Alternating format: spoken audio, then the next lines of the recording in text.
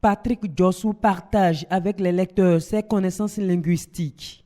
L'emploi des figures de style assorties d'exemples dans son nouvel ouvrage relève d'une démarche pédagogique.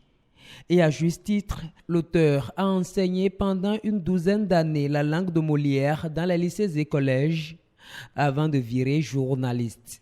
Dans la pratique de la langue, nous utilisons des figures de style, nous ignorons que nous les utilisons. Les allitérations, les assonances, ce sont des figures de rapprochement.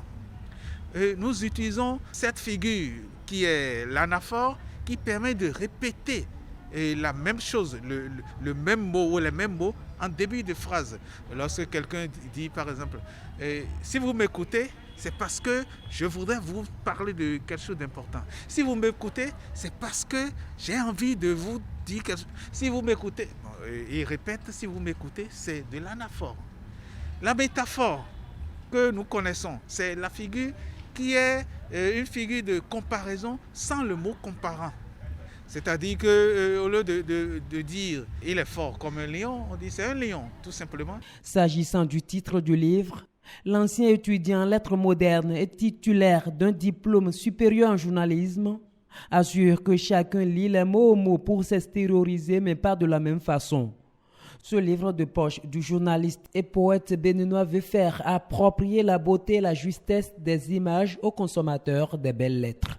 Figure de style au goût du stylo, c'est cela d'abord. C'est 164 figures de style étalées sur 105 pages.